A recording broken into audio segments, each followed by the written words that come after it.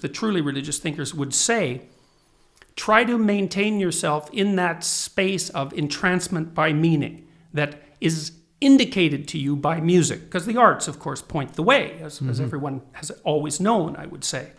So, anyways, again, I would say in the celebrity atheist community, such things are not taken with due seriousness. And I think that's a real problem. And I think I see a way, without having to go to religion or to belief in God, where art can fulfill that need that we have.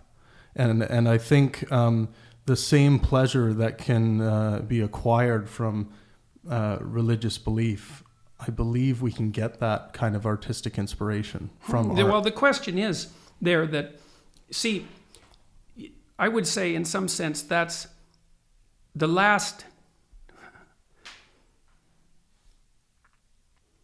Look, we could say that there's all sorts of different religious phenomena, and some of them are articulated as explicit beliefs. And those are the ones that are most amenable to rational criticism and the most likely to expire because of that. But then there's other religious phenomena that are much more difficult to tear apart rationally. Ritual, dance, art, music, beauty, and all of those things have been used, for example, inside cathedrals, in other religious ceremonies, to heighten the religious sense. The artistic world is a pointer to the religious world.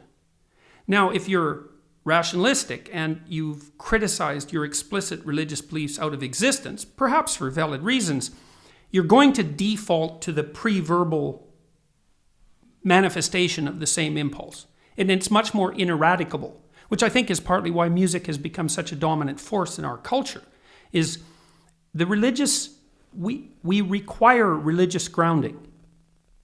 Without it, you're hopeless, by definition, because what you need to not be hopeless is meaning. And some things speak to you in a meaningful way. Now, you may say, well, I can't get the meaning from the explicit statements of religion. My rational mind criticizes those statements to death and leaves them not only dead for me, but it even makes me antipathetic towards them.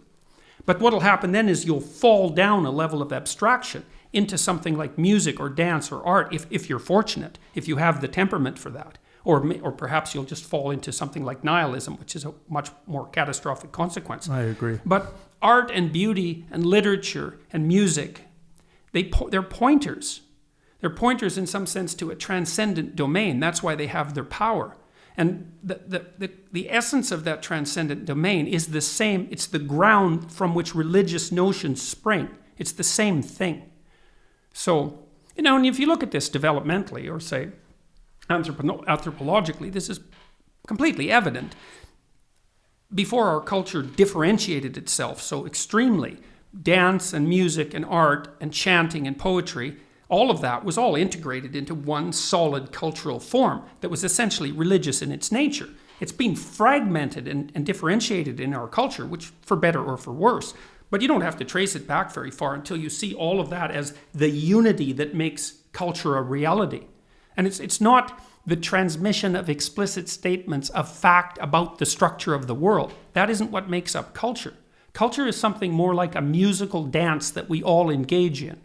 And again, I don't see that fact, since we like to talk about facts, I don't see that fact being addressed seriously by the celebrity atheist types. Right. They tend to write that off. Music, it's an epiphenomenon. It's like, no, actually, it's not. That's just wrong.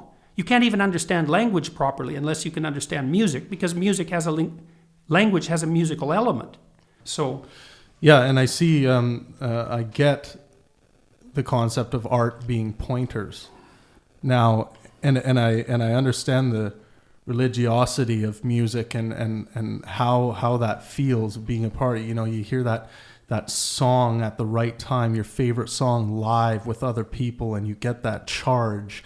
And I get that feeling. That's the thing, that charge. So I get that aspect, but where I always kind of laugh out loud is once a supernatural being of some kind or a god is then implemented, because I don't see a need for an idol like Well, that. like I said, you don't want to be simple-minded about these sorts of things. Like, once you've got to the point, when I listen to Dawkins talk, for example, about religion and his criticisms of fundamentalism, I think, well, you've dipped your toe in the ocean. It's like, yeah, okay, you've got the obvious criticisms right, but you haven't started to grapple with the real questions. Like that sense that grips you, let's say when you're playing music, that's a really good example. Yeah.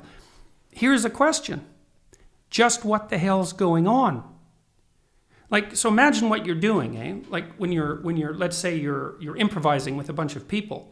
So first of all, weirdly enough, you can do it on the fly.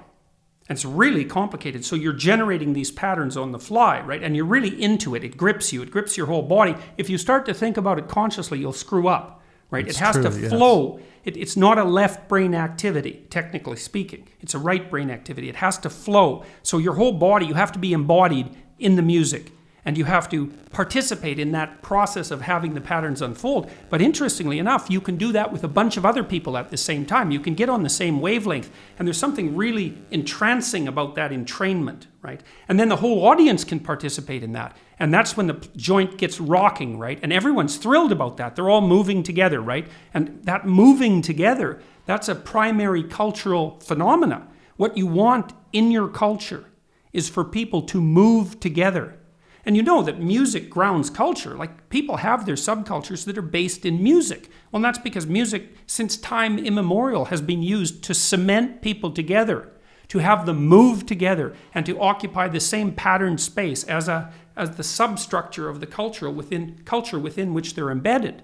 And to ignore the primary religious nature of that, or to confuse that, to ignore the primary religious nature of that, because you can say, here's some explicit statements that some religions have made that I can criticize rationally, is to be blind to the much more profound relationship between the meaning evoked by such rituals, let's say, and the primary religious impulse.